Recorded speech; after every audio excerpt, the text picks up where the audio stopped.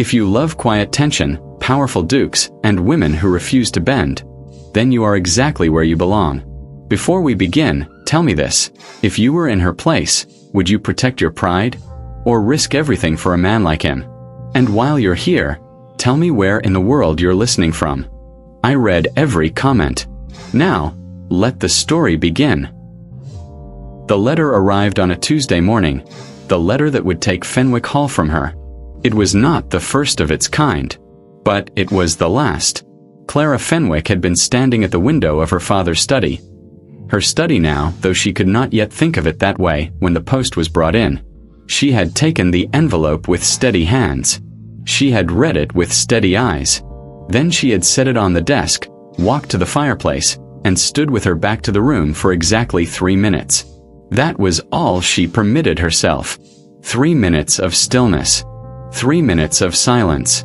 3 minutes in which she was not the eldest daughter of the late Sir Edmund Fenwick, not the keeper of this crumbling estate, not the woman responsible for her mother's nerves and her brother's schooling and the 12 servants who still remained.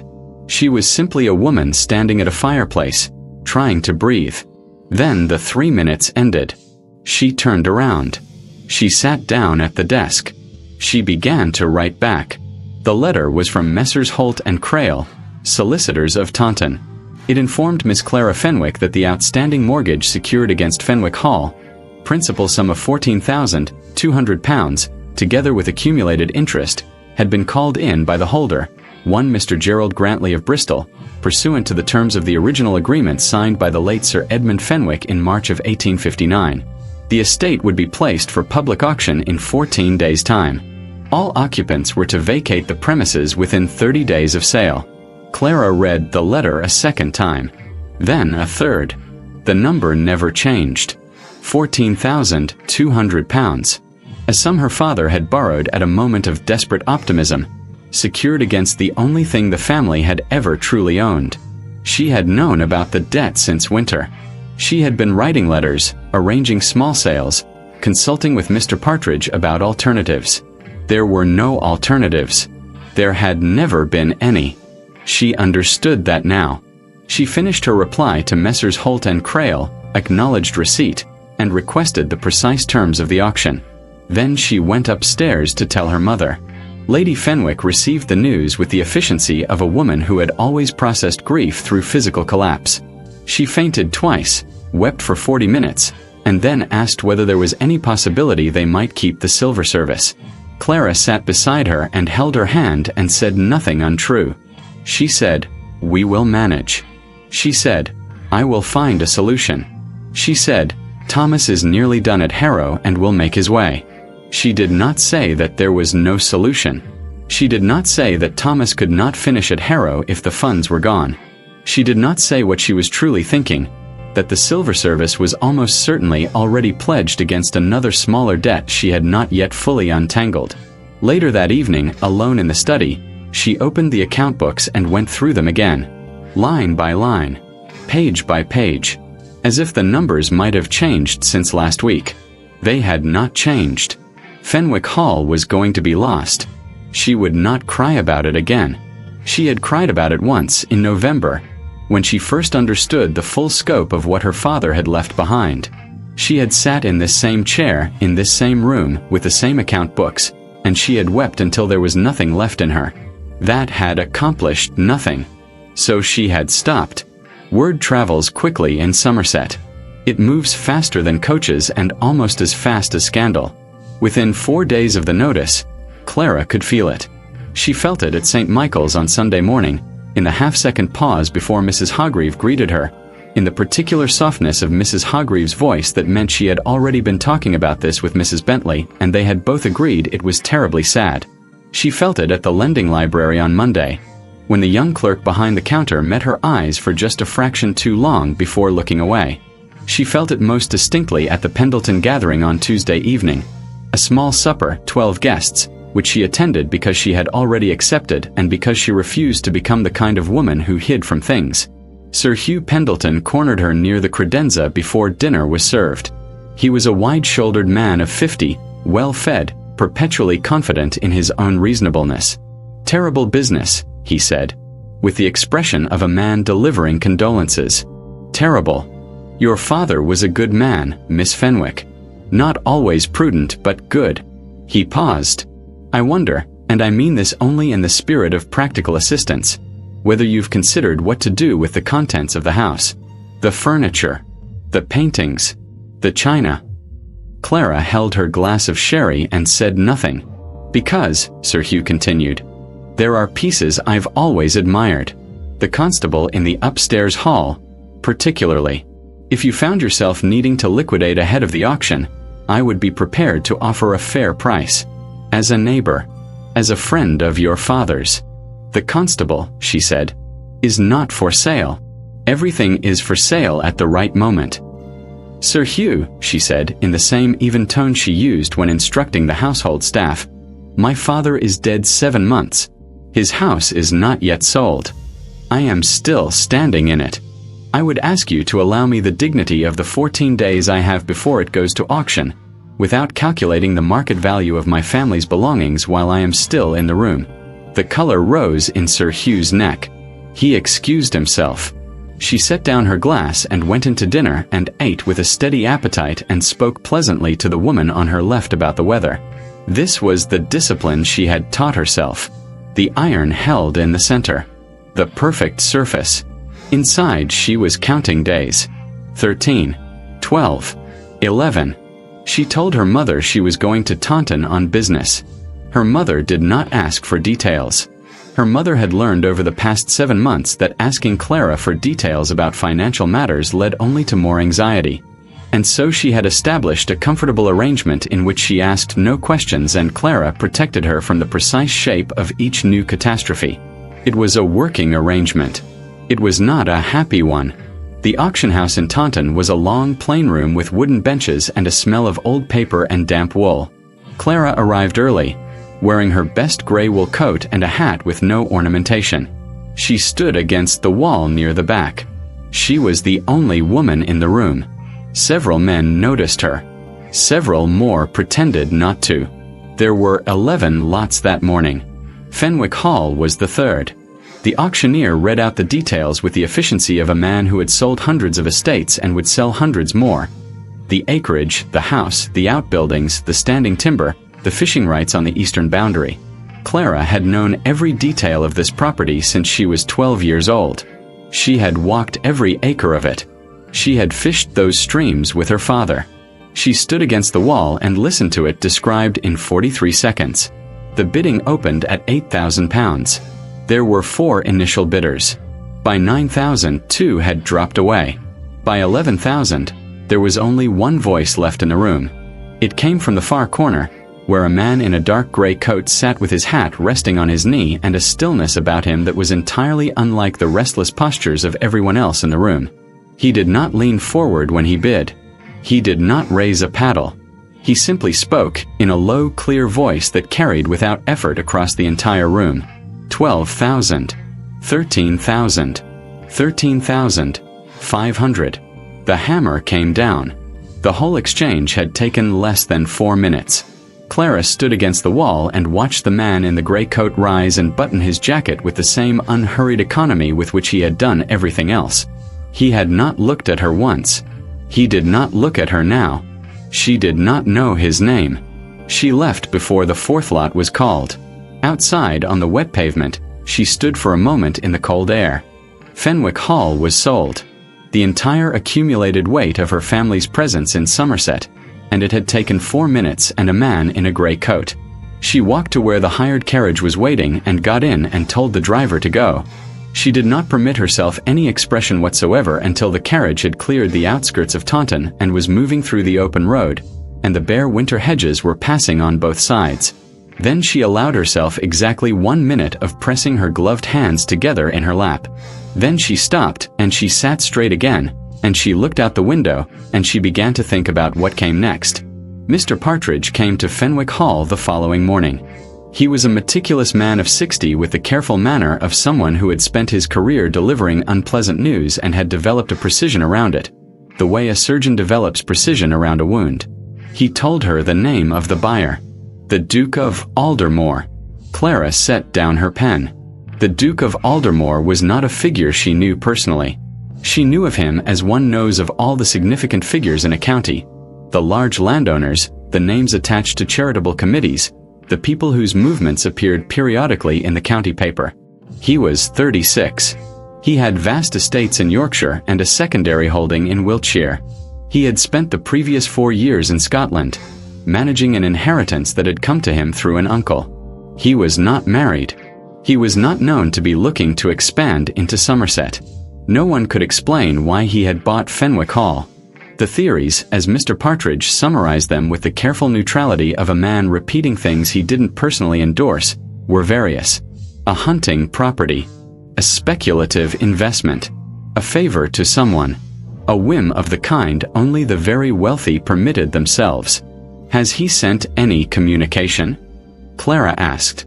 "Not as yet, Miss Fenwick." "Then there is nothing to do but prepare to vacate." Mr. Partridge nodded. She would need to give notice to the remaining servants. Arrange storage for the furniture and the paintings. The house in Wells she had identified. Modest, 3 bedrooms, nothing like Fenwick Hall but livable, was still available. She thanked him. She showed him out. She went back to the desk. She began the list of things that needed to be done. It was a very long list. She had completed 9 items on it by mid-afternoon when someone knocked at the front door. The knock was unhurried. Not urgent. Not apologetic. Not the knock of a tradesman or a solicitor's clerk. It was the knock of someone who knocked on doors and expected them to be opened. Baines, who had been with the family for 22 years and had agreed to stay on through the transition at a reduced wage that Clara could barely afford, opened the door. Clara heard the exchange in the hall from the study. She heard Baines's voice shift, the particular shift it made when addressing someone of consequence, and she heard another voice, lower, of few words. Then Baines appeared in the study doorway. "The Duke of Aldermoor, miss. He has asked to speak with you." Clara set down her pen. She looked at the door. "Show him in," she said. He came into the study the way the cold came into a room, not dramatically, not with any announcement, but so that the quality of the air changed slightly before he had even fully crossed the threshold. He was tall. Not unusually so, but tall enough that the low-beamed ceiling of the old study seemed to account for him. He wore the same dark gray coat she had seen at the auction. He had, she noted, very still eyes. "Miss Fenwick," he said. "Your Grace," she said. She did not stand. She was sitting at her own desk in her own study, in what was technically no longer her own house. She did not feel any obligation to stand. He looked at her steadily for a moment. Then he looked at the room, at the account books, at the stacked correspondence, at the single burned-down candle in its holder by the window, with the quiet economy of a man who was cataloging information without appearing to. "I will not take much of your time," he said. "Sit down, then," she said. He sat. The chair across from her desk was an old leather one that had been her father's. He sat in it the way he had sat in the auction house, completely still, with no performance of ease or comfort. "I understand this is a difficult time," he began. "I am managing," she said. "What is it you want to say, Your Grace?" A pause. Not an uncomfortable one.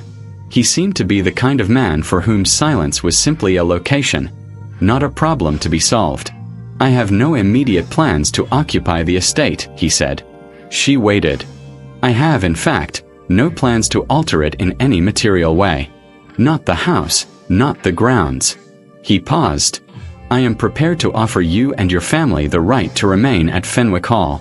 As tenants, at a rent you will find manageable.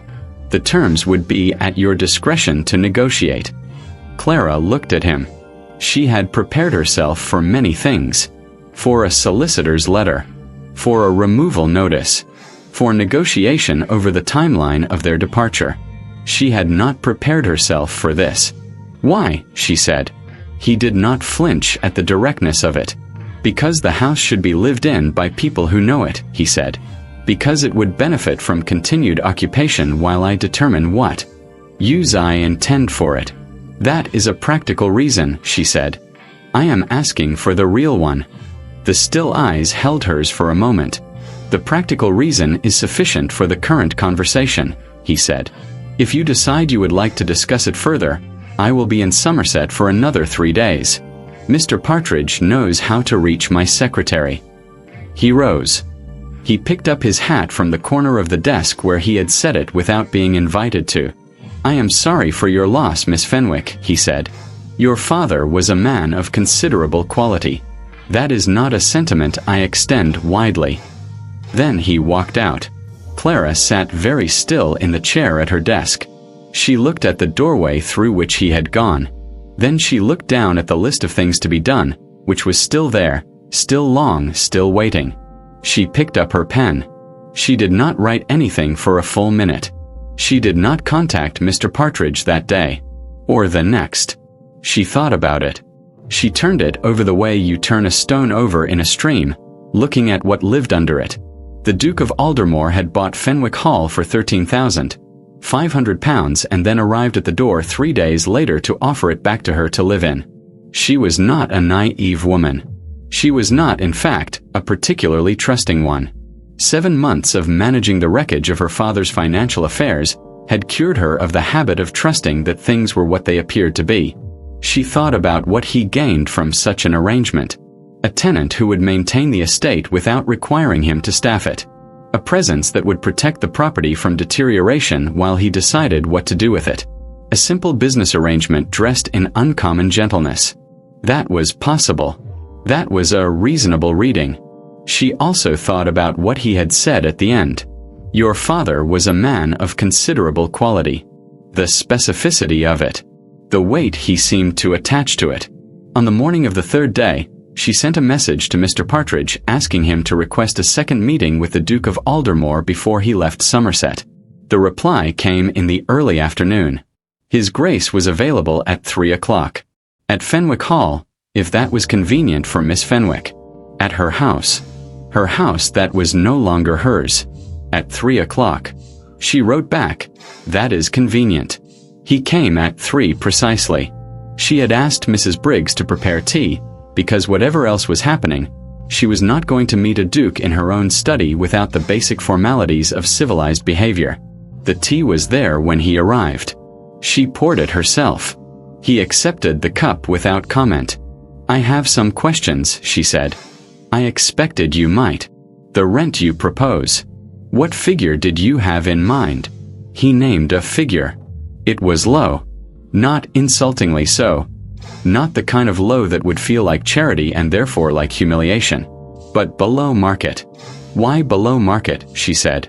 "Because above market would be beyond your current means," he said. "And I am not interested in creating an arrangement that fails in 3 months." She looked at him. "You know my current means." "I know what £14,000 of debt and 18 months of reduced income produces in a house of this size," he said. "The arithmetic is not complicated." She put her cup down. "You are a very direct man. It wastes less time." "Then I will be direct as well." She folded her hands on the desk. "I want to know why you bought this house. Not the practical reason. The real one. I will not sign anything, I will not agree to any arrangement until I know that." For a moment, something passed across his face. It was not quite discomfort. It was more like the small shift of someone who has been asked a question they expected but had hoped would come later. "That is a fair position," he said. He looked past her, briefly, toward the window. Outside, the November light was failing early over the fields. The same fields she had known all her life. "I knew your father," he said. Clara said nothing. "Not well. We met twice, and he did not know who I was either time. But 15 years ago, your father came upon a coaching accident on the Exeter Road. He was the only witness. He pulled 2 men from the wreckage before the vehicle caught fire. One of them was my brother." She was very still. "My brother recovered. He was 20 years old. He had 2 broken ribs and a fractured wrist, and he walked out of the surgeon's house in Exeter 3 weeks later. He is now in Edinburgh, married, with 3 children." A pause. "He does not know that the man who dragged him from that burning coach had a daughter who was about to lose her house." Clara looked at the hands folded in her lap. "My father never mentioned it," she said. "Your father, from what I understand of him, was not a man who kept a ledger of things he was owed. She thought about her father, about the quality of him, the careless generosity, the profound optimism, the inability to believe that the world would not eventually reward virtue with solvency. The man who had borrowed £14,000 because he genuinely believed he would find a way to pay it back. "No," she said quietly. "He was not. I made no promise to him," the Duke said. "There was no arrangement, no correspondence. He did not know who my brother was. He simply did what needed doing and went on his way. But I knew." He paused. "When I saw the notice in the Gazette, Fenwick Hall, Somerset, for sale by auction, I recognized the name." The room was very quiet. Outside, the rooks were settling in the elm trees. Clara had heard that sound every evening for 25 years. "And so you bought it," she said. "And so I bought it." She looked at him for a long time. "And if I had not been Sir Edmund Fenwick's daughter," she said, "if it had been any other family losing any other house, you would have driven past." He held her gaze. "Probably," he said. She appreciated the honesty of that. She appreciated it more than she might have appreciated a more generous answer. "I will review the terms," she said. "I will give you my answer before the week is out. That is all I ask." He rose. He collected his hat. "Miss Fenwick," he said, "I want to be clear about something. This is not charity. I will benefit from the arrangement practically. A maintained estate, a reduced administrative burden. I am not in the habit of charity. What I am in the habit of is," a slight pause, "paying my debts." Then he left. Clara sat at the desk in the quiet house for a very long time. She signed the tenancy agreement on Thursday. Word reached the county by Saturday. She had not intended for it to spread so quickly. She had assumed that the arrangement would be treated as the private financial matter it was. A tenancy, a lease, nothing remarkable. She had misjudged the appetite of Somerset society for a story that contained a duke, a fallen estate, and an unmarried woman of 25. The first intimation of trouble came from Mrs. Hargreave, who called on a Monday with the specific brightness of a woman carrying information she had decided was important enough to deliver in person. She stayed for 40 minutes and left with considerably more material than she had arrived with, most of it unintentional. The pointed commentary, it emerged, traced back to Lady Aldsworth, a woman of 52 who had once wished loudly and at length that her own daughter might attract the interest of the Duke of Aldermoor during his brief visit to the county the previous spring. Lady Aldsworth was not a malicious woman, exactly. She was simply one for whom other people's good fortune required an explanation that diminished it. Clara heard her name linked with the Duke's in a way that implied proximity and impropriety. She heard it at the assembly in Wells, at the Prentice dinner, and once, most unpleasantly, in the corridor outside the lending library. She did not respond to any of it. This was strategy, not restraint. She had learned that responding gave commentary material to feed on. Silence starved it. The invitation to the Marchbourne dinner arrived in the second week of December. She accepted. She chose her mother's deep blue silk, wore her grandmother's earrings, and arrived exactly on time. The Duke of Aldermoor was at the table. She had not known he would be there. She discovered it when she was shown to her seat and found, across the oval table and 3 places to the left, the same still eyes that had sat across from her desk. He inclined his head. She inclined hers. Then she turned to the retired colonel on her left and engaged him for the full duration of the first course. The incident that everyone would discuss afterward happened during the second course. Mr. Frederick Lyme, a man of independent income and dependent wit, addressed the table at large with a story about a property in Devon that had recently changed hands. "Extraordinary thing," he said, "when an estate falls into new hands. One never quite knows the shape of the new arrangement. One hears of all manner of accommodations being made." He smiled around the table. Quite modern accommodations, in some cases. The meaning was not hidden. The table absorbed it. There was a particular quality of silence that followed, the kind that meant everyone had understood and no one was going to say so. Clara reached for her wine glass. "Mr. Lyme." The voice came from across the table, quiet and perfectly clear. The Duke had not raised his voice. He had barely seemed to move. I find that a man who makes his meaning obscure generally does so because he cannot defend it plainly. If you have something to say about Fenwick Hall or its occupants, I would encourage you to say it plainly so that it may be answered. The silence that followed was of an entirely different quality. Frederick Lyme went the color of the soup. I meant nothing in particular, he said. Then I would suggest you continue to mean nothing in particular, the Duke said, and returned his attention to his plate. Clara did not look at him. She looked at her wine glass, and she did not permit any expression onto her face that was not entirely neutral. But something happened in her chest, some small, hard thing that had been held tightly for weeks, that loosened very slightly. She did not thank him. Not that evening. She thought about it on the carriage home, and then she put it aside, because what she needed that night was not gratitude but clarity. She was awake until 2 in the morning. Not because of the dinner, because of the account books. She had gone through the household figures again after returning home, and something in the structure of the debt had begun to trouble her. Not the fact of it, which she had made her peace with, but the shape of it. The original mortgage on Fenwick Hall had been for £10,000. The amount called in by Grantley was $14,200. She had assumed the difference was accumulated interest, correctly applied. She had never looked closely enough to confirm that assumption. She looked now. She pulled the original mortgage document from the locked drawer at the back of the desk. Her father's handwriting on the front cover, cramped and hurried, as if he had signed it quickly and filed it away before he could think too carefully about what he had done. She read it line by line. The interest rate was fixed. She had known that.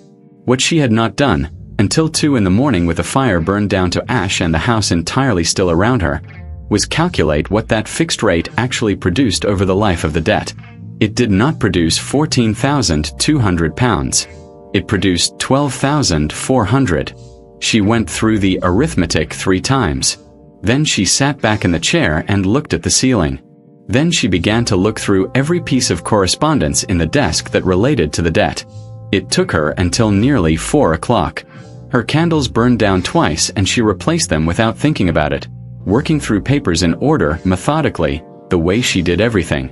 What she found, folded inside a letter from Grantley dated August 1860, was a separate note from a man named Aldous Pemberton.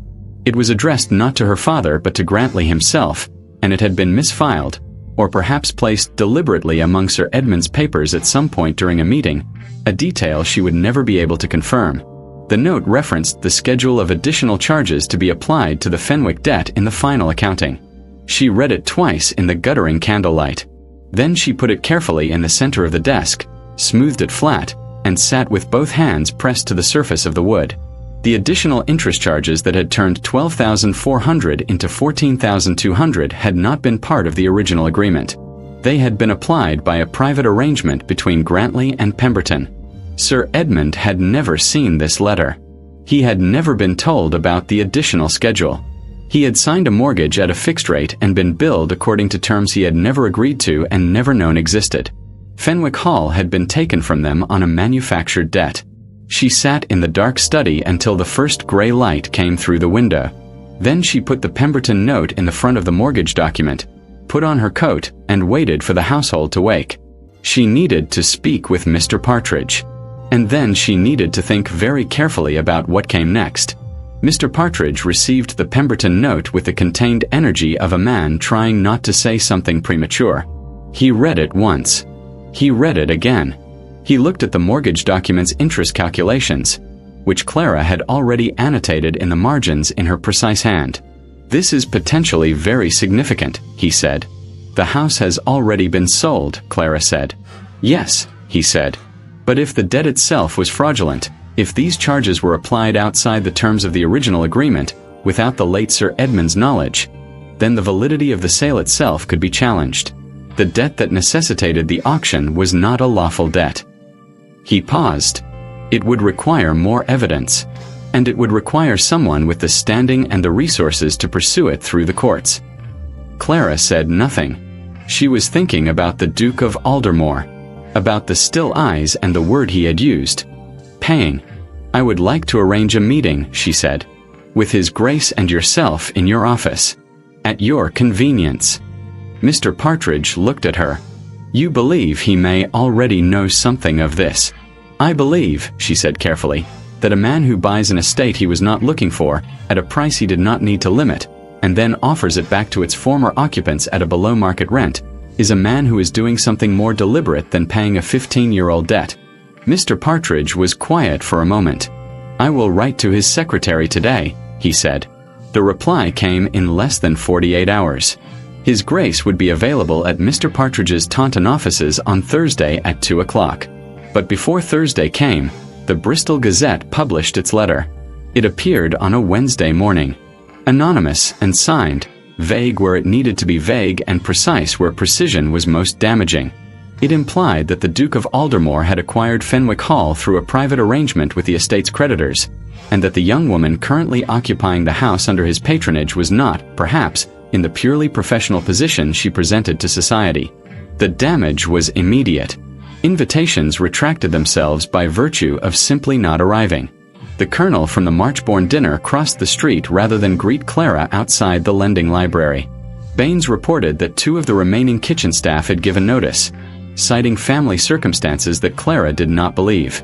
But the worst of it came 3 days later. A letter arrived from Harrow. It was addressed to Clara rather than to Thomas, which meant the bursar had already understood the shape of the situation. It was polite. It was careful.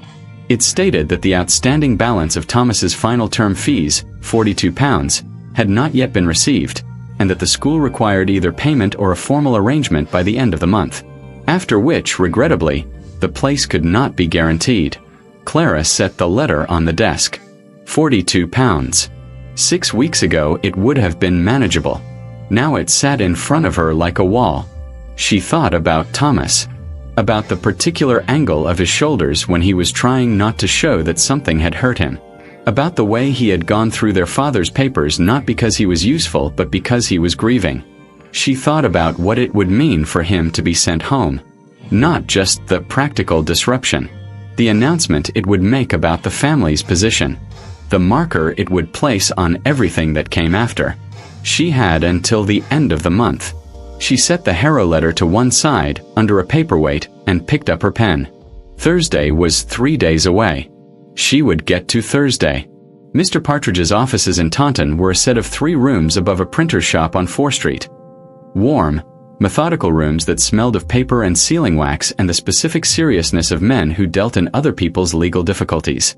Clara arrived first, with Lady Fenwick's cousin Mrs. Aldgate as companion, because she was not going to meet a duke in a solicitor's office without the proprieties observed. Mrs. Aldgate was a sensible woman who understood that her role was to be present, not to listen, and she settled into a chair near the window with a book and the air of someone who had accepted this arrangement without requiring it explained to her. The Duke of Aldermoor arrived at 2 o'clock precisely. He looked briefly at Mrs. Aldgate. He looked at Clara. He sat. Clara placed the Pemberton note on Mr. Partridge's desk and explained it plainly. The original mortgage, the fixed interest rate, the arithmetic that produced $12,400, not $14,200. The note. What the note implied. He listened with complete attention. He did not interrupt. When she finished, there was a brief silence. Then he opened the document case he had brought and removed a folder, somewhat thicker than anything she had produced, and set it on the desk between them. She opened it. It contained 3 letters. More explicit than Pemberton's, more detailed, more damning. They documented the arrangement between Grantley and Pemberton in specific terms. The additional charges, the schedule, the percentage above agreement. There was a ledger page. There was a copy of the original mortgage document with annotations in a hand she did not recognize, marking the discrepancies. She looked up. "You already knew," she said. "I already knew." The room was very quiet. Somewhere below, the printer's press moved with its regular mechanical rhythm. "How long?" she said. "I began looking into Grantley's business practices when I first saw the auction notice," he said. The pattern was familiar. He had done something similar with 2 other estates in the preceding 4 years. By the time of the auction, I understood the shape of the fraud clearly. He paused. "The Pemberton note you found last week, I did not have that specific document.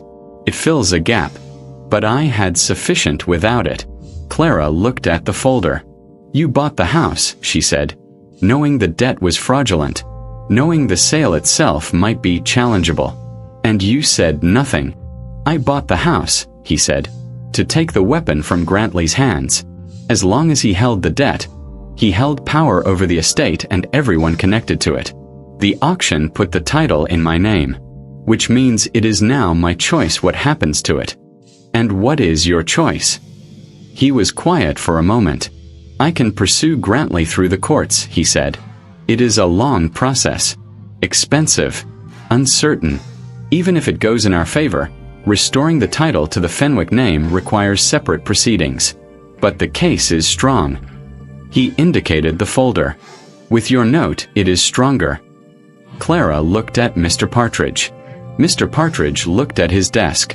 The fraudulent debt invalidates the enforced sale, he said carefully. If the courts agree, and this evidence gives sound basis, then the auction should not have occurred. The house could be returned to the estate. The fire crackled in the grate. Mrs. Aldgate turned a page. Clara looked back at the Duke. You should have told me from the beginning, she said. When you first came to the house. Yes. Why didn't you? A long pause. Not evasion. Something more considered. Because I did not know you, he said. And the arrangement I was proposing required your trust. I thought, correctly as it turned out, that arriving with a folder of evidence and a theory of fraud would make you feel managed. I did not want to manage you. I wanted you to stay. She looked at him. And if I had not found the Pemberton note myself, she said, if I had simply signed the tenancy and remained a tenant indefinitely, would you have told me eventually? He held her gaze. Yes, he said, when the case was strong enough to act on. When I had more than a theory. That is a long time to be patient, she said. It is the correct amount of time, he said. She considered that. She thought about the 3 minutes at the fireplace. About the discipline of not acting before the moment required it. I want the house restored to the Fenwick name, she said. Properly through the courts on the record. Not held in your name as a courtesy. Not a tenancy dressed as justice. That is what I intend. And Grantley will be pursued for every penny of the fraudulent charges, plus costs. She folded her hands on the table. Then I have one further condition, she said. He waited. You will keep Mr. Partridge informed of every development. Not your secretary. Mr. Partridge, who reports to me. I will not be managed at a distance while men decide what happens to my family's home. Something shifted at the corner of his mouth. It was not quite a smile. It was something more contained and more genuine. That, he said, is agreed. Clara looked at Mr. Partridge. Begin the proceedings, she said. She dealt with the Harrow letter before the week was out. She wrote to the bursar directly. She explained in plain language that committed to nothing she could not deliver, that a legal matter pertaining to the Fenwick estate was currently before the courts, that the outcome was expected within the year, and that she would guarantee the outstanding fees against the recovery. She included a payment of £20, the last she had in the household account that was not already allocated, as a demonstration of good faith. Thomas's place was held. He did not know how close it had come. She did not tell him. What she did not deal with so easily was the county. The Bristol Gazette letter had done its work quietly and thoroughly. The invitations that had stopped coming did not resume. Lady Aldsworth had taken to greeting Clara at public events with the particular warmth of a woman who had been proved right. The colonel remained cordial but cautious, the way a man is cautious when he has decided to wait and see which way a situation resolves. The Bath Assembly was scheduled for the 3rd Tuesday in December. She accepted. She wore the deep blue again, her best, and she was not going to dress down to avoid attention. If people were going to look at her, she would give them something worth looking at. She brought her mother's cousin, Mrs. Aldgate, as companion and arrived at 7:30. The Duke of Aldermoor was already in the room. She knew this before she saw him. She felt the particular shift in the room's social weather, the way clusters of conversation reorganized slightly in one direction. She found him with her eyes across the full length of the hall. He was speaking with a man she did not know, with the focused economy of someone who would end the conversation in exactly as many words as it required. He had not seen her yet. She did not seek him out. She spoke with 2 women from the lending library. She found the colonel, who had evidently decided the Gazette letter was beneath the dignity of someone he respected, and who greeted her with his usual warmth. She accepted a glass of wine and held it and moved through the room with the same steady composure she brought to everything. Lady Aldsworth appeared during the second set. She approached with the directness of a woman who had prepared something and was ready to deliver it. "Miss Fenwick," she said. "How brave of you to come." The colonel blinked. "How brave?" he said, with the mild confusion of a man who found bravery admirable but could not identify the obstacle. "Given the circumstances," Lady Aldsworth said.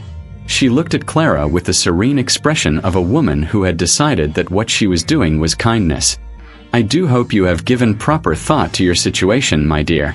The association with Aldermoor, however innocent it may be in fact, is not doing you any service.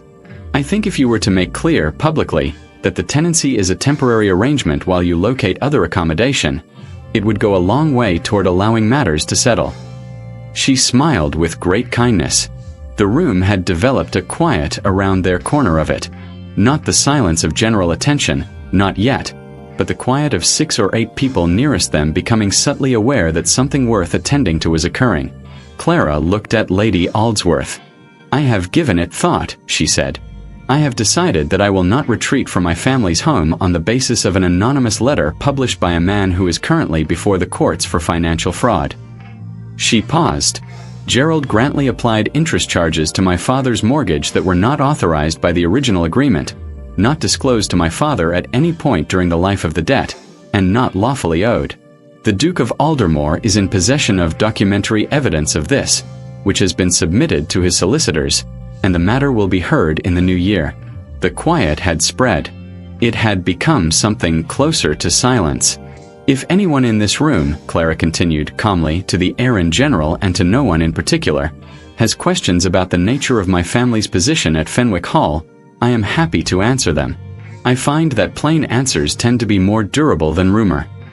She turned back to the colonel. "You were saying something about the Frome station," she said. The colonel blinked. Then a smile began at the corner of his mouth. "I was," he said. She had been aware, at the edge of her peripheral vision, that the Duke of Aldermoor had turned from his conversation at some point during this exchange. She did not look at him. She did not need to. But later, perhaps 30 minutes later, when she was standing briefly alone near the long windows while Mrs. Aldgate was engaged in conversation across the room, she heard his voice behind her. "You didn't wait for the courts," he said. "I had been waiting long enough," she said. He came to stand beside her, not beside her in any way that would invite comment, the distance entirely correct and proper, and for a moment they both looked at the room. The dancers, the chandeliers, the careful social architecture of a December assembly. "The solicitors received the additional filings this week," he said. "The 4 documented instances of fraudulent application are now formally on the record. Grantley's own lawyers have made no response, which Mr. Partridge regards as significant." "How significant?" "It suggests they know the defense is thin." A pause. "We should have an answer by autumn." Clara looked at the room. Autumn was a long way away. She had £42 left in the household account. She had a mother, a brother at Harrow, a house that was hers only on a tenancy agreement signed by a man who was standing 3 feet from her. She had a county that had spent 6 weeks deciding what to think of her. "I will manage until autumn," she said. He was quiet for a moment. "I know you will," he said. The music played on. Someone laughed loudly near the fireplace. She turned from the window to face the room. "Good night, Your Grace," she said. "Good night, Miss Fenwick," he said. She crossed the floor to Mrs. Aldgate and did not look back. But she had heard the 3 words plainly. Not the legal update, not the practical news. "I know you will." She held that sentence carefully on the carriage home, the way you hold something that has not yet been given a name. The waiting was its own kind of discipline. The court proceedings moved the way all legal matters moved. with absolute indifference to the urgency of the people they concerned. Mr. Partridge sent updates at intervals that were precisely as frequent as the proceedings warranted and no more. Clara read each letter at the desk in the study, noted what it said, filed it, and continued. The county shifted gradually. Not overnight. Not with any single event. But over the months that followed the Bath Assembly, the social weather changed its quality the way English weather changes, imperceptibly, until one morning you look up and something is different. Lady Aldsworth stopped introducing the association with Aldermoor as a point of sympathy. The Colonel resumed greeting her openly in the street. Mrs. Hargreave called twice in February, both times without the particular brightness that meant she was carrying something.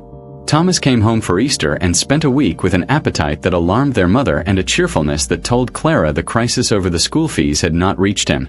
He was a good boy. He was going to be a good man. She held that as a fixed point during the months when other things were less certain. The Duke called in March, then in June, each time with a day's notice, each time received in the study with tea and the plain efficiency of two people who had arranged their conduct around accuracy rather than performance. He reported what was happening in the courts. She reported what was happening in the house and the grounds. They spoke precisely and well, and at the end of each visit, he collected his hat and left. He did not say anything beyond the practical. Neither did she. But she noticed, she could not help noticing, she was an observant woman, that he chose to deliver these updates in person rather than through Mr. Partridge, when Mr. Partridge was the agreed channel for exactly this information. She did not ask him about it. In July, a letter arrived from the courts. The presiding judge had reviewed the evidence and found sufficient grounds to proceed to full hearing. Gerald Grantley had entered a defense. It was, as Mr. Partridge had predicted, Finn. The hearing was scheduled for the second week of October. The hearing lasted 2 days. Clara attended both. She sat in the public gallery of the Taunton Court in her grey wool coat, with Mrs. Aldgate beside her and Mr. Partridge below at the solicitor's bench, and she listened to the case that had been constructed from the account books on her father's desk, from a misfiled letter found at 4 in the morning, and from a folder assembled by a man who had recognized the name Fenwick in a Gazette notice and driven to Somerset. The Duke of Aldermoor sat across the gallery. He was not required to be present. He was present. He did not look at her during the proceedings. She did not look at him. But she was aware of him the way you are aware of a fixed point. Not by looking at it, but by the fact that everything else is oriented around it. Grantley's defense argued that the additional charges were within the scope of the original agreement, broadly interpreted. The judge was not persuaded. The Pemberton note was read into the record. The 3 letters from the Duke's folder were read into the record. The arithmetic was presented: 12,400, the correct sum; 14,200, the amount demanded, and the difference was assigned its name. Fraudulent misrepresentation. The judgment came on the second afternoon. The sale of Fenwick Hall, having been compelled by a debt that was not lawfully constituted, was rendered void. The title was to be returned to the Fenwick estate. Grantley was ordered to make restitution of the fraudulently applied charges and to cover all legal costs. The gavel came down. Clara sat very still for a moment. Then she breathed. She did not weep. She had made her peace with weeping in November of the previous year, and she had no further use for it. She simply sat in the gallery while the court cleared around her, and she looked at the high, plain ceiling, and she breathed. Mr. Partridge appeared at her side.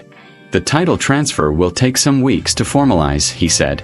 "But the judgment is clear." He paused. "Miss Fenwick, the house is yours." She nodded once. She thanked him. She thanked Mrs. Aldgate. She did not look across the gallery. But she heard him leaving, and she heard the sound of his footsteps on the stone floor, and she heard them stop. "Miss Fenwick," he said. She turned. He was standing at the gallery door, hat in hand, in the same dark gray coat he had been wearing the day she first saw him across the auction room floor. He looked at her with the expression she had spent 12 months learning to read. The expression that was simply attention, without performance, without calculation. "I hope," he said, "that the outcome is satisfactory." Something moved through her. Not amusement. Something quieter. "It is a beginning," she said. He inclined his head. He left. She stood in the emptying gallery for a long moment. Then she put on her gloves and went home. The title transfer was completed at Mr. Partridge's office on a Tuesday morning in January. It was exactly 15 months and 1 week from the Tuesday the original notice had arrived. Clara noted the symmetry privately. She did not say it aloud to anyone. The document was signed, witnessed, and stamped. Mr. Partridge shook her hand with the warmth of a man who had spent 15 months worrying more than he had shown.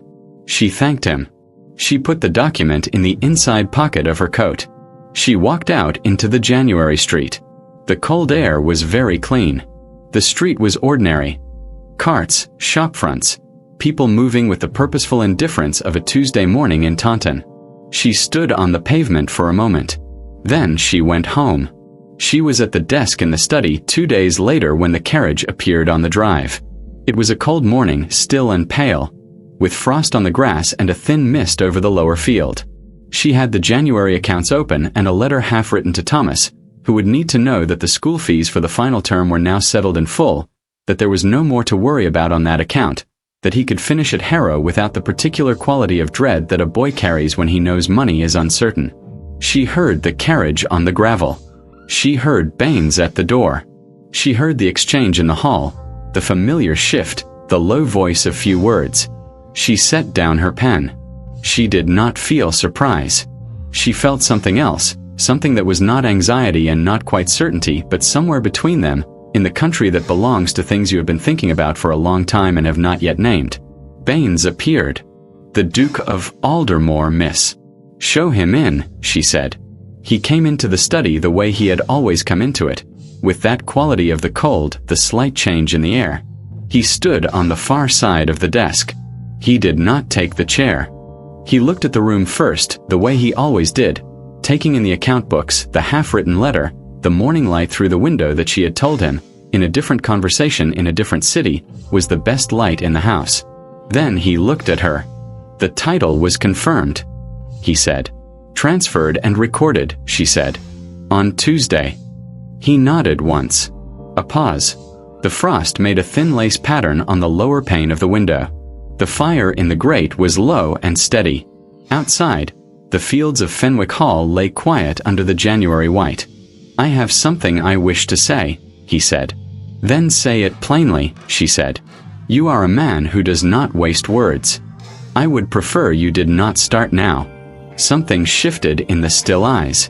I have been coming to this house for 15 months, he said. Through Mr. Partridge and through every appropriate arrangement, and with correct notice, because those were the terms we agreed to and I do not depart from terms. A pause. But I am aware that I have not been coming only for the legal purpose. And I believe you are aware of it also. Clara looked at him. She was aware of it. She had been aware of it since the June visit, when he had spent 20 minutes discussing the progress of the roof repair with a specificity of interest that no man with estates in Yorkshire and Wiltshire could genuinely require of a Somerset property he had never intended to occupy.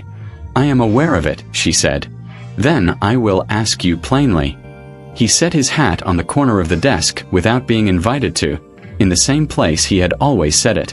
I would like permission to call on you. Not as a legal matter. Not as a tenancy arrangement.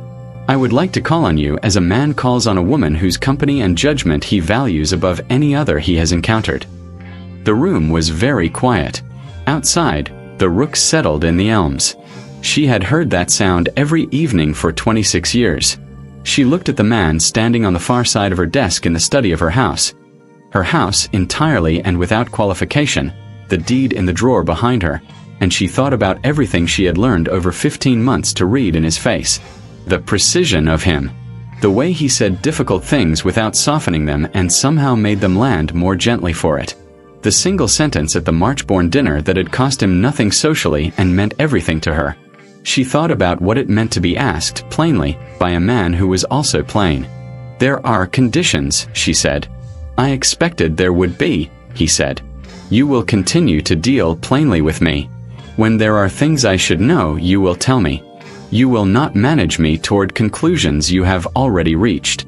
She met his gaze. I have spent 15 months as the subject of other people's decisions about my circumstances. I will not be the subject of yours. You have never been the subject of my decisions, he said. Every significant development was placed before you and waited on your answer. I bought this house and asked if you would stay. I filed the case and asked if you wished to proceed. I am standing here now asking if I may call. A pause. I have not at any point decided anything about you. I have asked. She looked at him for a long time. He was right. She sat with that honestly. You may call, she said. He did not smile. She had noticed over 15 months that he did not smile readily. But there was something, a very small something, in the quality of the stillness that changed. Not relief exactly. Something more like the settling of a man who has been patient for a long time and has arrived at last at solid ground. Thank you, he said. She stood. She came around the desk. Not dramatically. She walked to the window and looked out at the fields, at the frost still holding on the grass in the places the morning light had not yet reached. Fenwick Hall is difficult in winter, she said. The east wing is cold and always has been. The roof over the morning room wants replacing within 2 years. The stream on the north boundary floods in February without fail. I know, he said. She turned to look at him. How do you know? I have read Mr. Partridge's maintenance reports carefully for 15 months. She looked at him. You read the maintenance reports? Every one. She turned back to the window. She looked at the frost on the fields and the mist over the lower meadow and the elms that had been standing in that same line since before her father was born. The east wing, she said, can be addressed in spring. The roof I have a quote for already. The stream has always flooded. It is not a problem to be solved. It is simply a characteristic of the land. I understand, he said. She could feel him behind her. Not close, always the correct distance, always the correct distance, and she could feel in the particular quality of the room's silence that he was waiting. Not impatiently. Simply waiting, the way he did everything, with the settled certainty of a man who had learned that the things worth having required the time they required. She turned around. Come in spring, she said. When the east wing is dealt with and the work on the roof is started. Come and see it properly. And the winter. She looked at him. Right, she said. Mr. Partridge is no longer required as an intermediary. Something crossed his face that she had not seen there before. It was too quick and too contained for certainty. But she had spent 15 months learning to read the very small shifts, and she believed, as she watched it pass, that it was the nearest thing to happiness that a man of this disposition permitted himself to display. Then I will write, he said. He collected his hat from the corner of the desk. Miss Fenwick, he said. Your Grace, she said. He left. Clara stood in the study of her house, wholly and finally and on the record, and she listened to the carriage leave the drive, and then she listened to the ordinary silence of the fields. Then she sat back down at the desk. She finished the letter to Thomas. She told him the fees were settled. She told him Fenwick Hall was properly theirs again. She told him that things had worked out in the way that things sometimes did when you refused to concede that they could not. She did not tell him about the Duke of Aldermoor.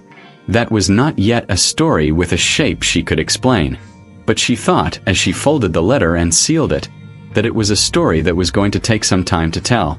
A real story, not a brief one. The kind that needed space and honesty and the willingness of two people to remain plain with each other across whatever distance the months placed between them. She was not impatient about it. She had waited 15 months already. She had learned, over the course of them, that the correct amount of time was exactly the amount the thing required. No more. No less. She put the letter in the tray for the afternoon post, opened the account books, and returned to work. Outside, the frost held its ground in the places the light had not yet found. The fields were quiet and white. The elms stood in their long row along the boundary, exactly as they had always stood. Fenwick Hall endured. That had always been enough. Now, perhaps it was the beginning of something more.